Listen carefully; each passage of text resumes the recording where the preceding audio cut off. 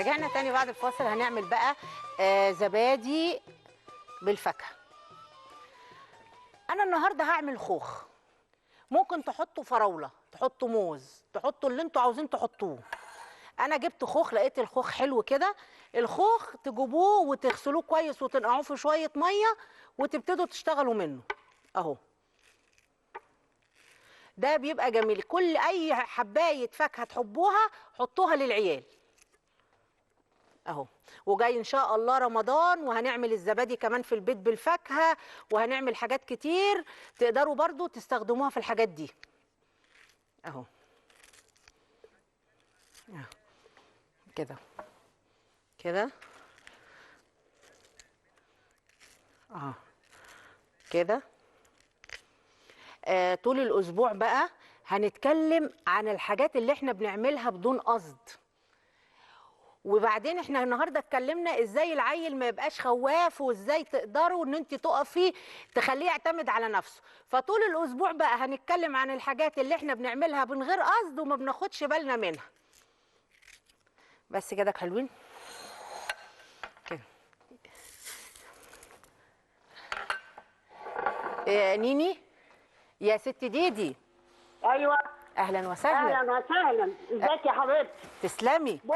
بص يا اختي، اتفضلي. انا 20 سنه مدرسه اطفال في مدرسه اجنبي من 3:30 ل4. الاطفال كان كل يوم الصبح يجوا يقلدوا ابوهم وامهم بالخناق والبهدله، وانا لما اناقش الاب والام كنت ازعل قوي منهم. نعمل ايه في الموضوع ده بقى؟ يعني لازم الام والاب يراعوا نفسهم، بيقلدوا بابا وماما الصبح عندي من غير ما انا اقول لهم، هم يصبحوا يقولوا الكلام ده كله. فانا طبعا مش عارفه اقول للاب انا سبت المدرسه، اعصابي تعبت من الاطفال. الطفل عنده 4 سنين امه تعلق له المفتاح يفتح باب الشقه عشان يعمل الاكل. الاطفال دول معذبين والله العظيم، يعني يرحموا الاطفال شويه. الله يخليك. انا هقول لك اغنيه حلوه اهي، يلا اقول لك الاغنيه الاطفال. قولي. اتفضلي اتفضلي. هنا مقص وهنا مقص، هنا عرايس بتترص، شعرهم داني داني، لفيته على حصاني، حصاني في الخزانه، الخزانه عايزه سلم، والسلم عند النجار، والنجار عايز مسمار، والمسمار عند الحداد، والحداد عايز سلم، والسلم عند السلطان، والسلطان نايم ما يقوم خلاص. الله اكبر عليكي. السلطان نايم ما عملش حاجه، مش هيعمل حاجه للي عايز المفتاح ولا عايز حاجه. ده انا مدرسه اطفال في مدرسه الليسيه ومتربيه فيها، بس كانت تربيه بقى مختلفه يا ست غاليه. عايزه اجيلك واعمل لك فستان حلو وانا واقفه على الهوا. ربنا يخليكي، شكرا ليكي. ان شاء الله. كل سنه وانت طيبه. وحضرتك طيبه. والاغنيه دي حلوه قوي، ده احنا بنغنيها من زمان قوي.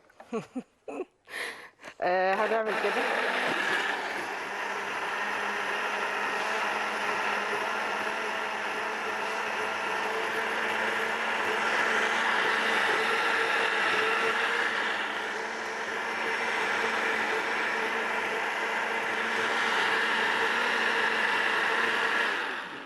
يعني أنا عاوزة أقول حاجة بس، إحنا ما شاء الله لسه الأمهات المصرية بتطلع أجيال ولسه بتربي، وعيالنا بسم الله ما شاء الله تفرح القلب. فحتى يعني لو عملنا حاجة ما خدناش بالنا منها هنتكلم عليها بقية الأسبوع. أدي الزبادي أهو بالخوخ. والأم العربية كمان يعني ما فيش أحسن منها، بتربي بقى تربية الله يعينها. أهو. اللي مش حابب الخوخ حطوا اي نوع فاكهه تحبوه مع الزبادي والعسل، او زبادي وسكر زي ما تحبوا. وده حلو يرطب كده بالليل على قلب العيال، والعيال اللي لسه مفطومه. لما يكون عندك عيل هيتفطم اديله فاكهه، جاي الصيف وفاكهه الصيف كتير، ادوا العيل فاكهه على قد ما تقدروا. الامهات اللي كانت بترضع وبتفطم ادوا العيال من الزبادي ده، زبادي بالفاكهه يرطب على قلبهم ويخليهم زي الفل. بكره بقى ان شاء الله، معلش سامحوني، بكره عندنا حلقه مسجله مش هنبقى هوا عشان حبايبنا اللي بيحبوا يتصلوا بينا. معلش سامحوا، غاليه شويه هتتعدل ان شاء الله. النهارده عملنا طرت بالكراميل. عجينه الطرت سهله وبسيطه زي ما احنا شفنا كده، وتقدروا تشكلوها بالطريقه اللي تريحكم. وعملنا الفراخ المقرمشه، وعملنا الزبادي. الطرت، عجينه الطرت سكر، لو كوبايتين سكر يبقى كوبايه زبده يبقى نص سكر. لو كوبايتين، انا اسفه، دقيق، كوبايتين دقيق، كوبايه دقيق، كوبايه زبده، نص سكر، مفيش ميه فيه نهائي. ما يتعجنش، يتفدغ، يتلم كده زي رمل البحر، يتحط نص ساعه في التلاجة، يتفرد على ورقه بلاستيك، يتحط في الصينيه 10 دقائق في الفرن، يطلع بالشكل ده.